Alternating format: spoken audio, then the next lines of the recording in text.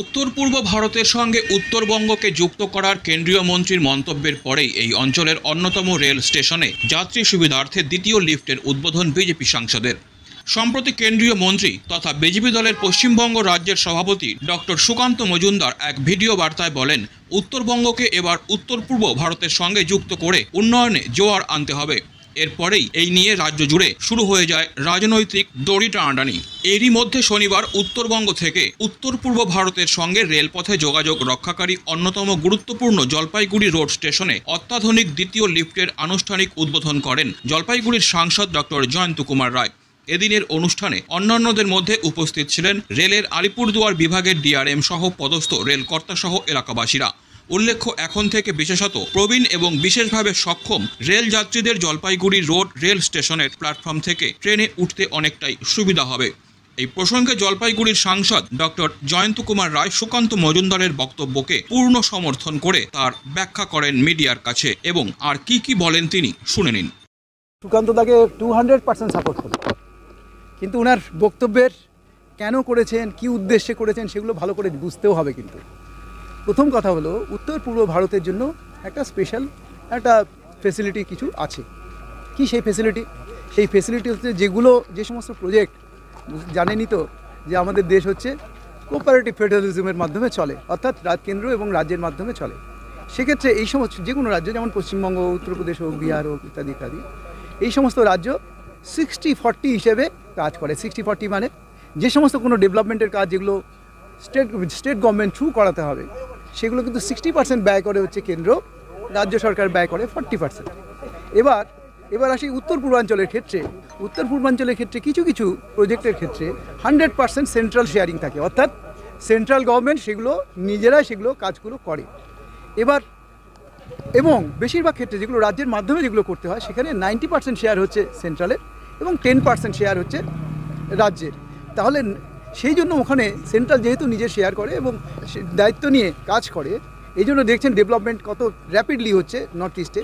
কিন্তু আমাদের পশ্চিমবঙ্গের ক্ষেত্রে আমরা উত্তরবঙ্গের মানুষ তো এমনিতেই বঞ্চিত হয়ে থাকি। 60-40 শেয়ার করার মতো যে 40% শেয়ার করবে, এই ক্ষমতা তাদের নেই, বা তারা ইচ্ছা করে জেনে শুনেই করে না রাজ্য সরকার।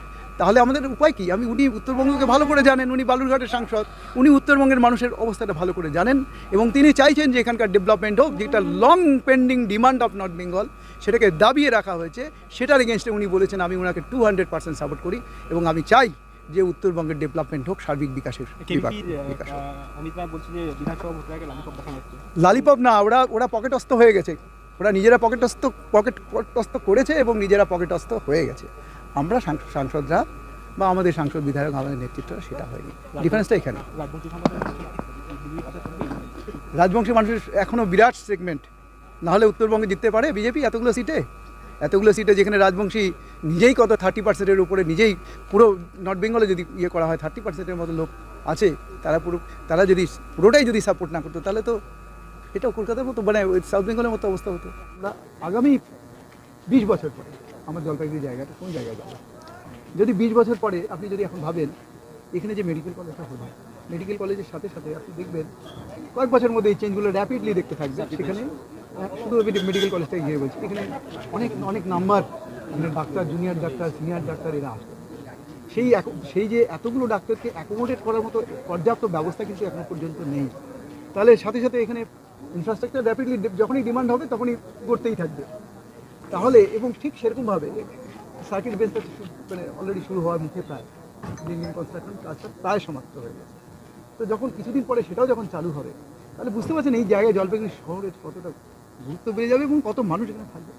সেই মানুষগুলো যখন অনেকেই আসবেন বাইরে থেকে, ডাক্তাররা তো বাইরে থেকে আসবেন, কলকাতা থেকে আসবেন বা অন্য প্রান্ত থেকে আসবেন, সেখানে তারা কোথায় উঠবেন? যারা আসবেন তারা কোথায় থাকবেন? তাহলে সেই সময় যখন যাতায়াতে থাকারও যেমন একটা সমস্যা, তারা যে বাড়ি যাবেন, যাতায়াত করবেন, সেটারও একটা সমস্যা আছে। তার জন্য আমাদের যে ট্রেন সংখ্যা আছে, এখনও ট্রেনের সংখ্যাটা যদিও এখনকার মতো ঠিক আছে, কিন্তু এর বাড়াতেই হবে, না হলে এত যাত্রীকে কোথায় কীভাবে অ্যাকোমোডেট করবে? বারবার কি এনজেপিতে যেতে হবে? তাই এখন থেকেই ভাবনা চিন্তা করতে হবে আগামী 20 বছর পরে আমাদের জলপাইগুড়ি টাউন, আমাদের জলপাইগুড়ি স্টেশন কী হবে। Disclaimer. This channel may not promote any violent, harmful or legal activities. All content provided by this channel is meant for an educational purpose only.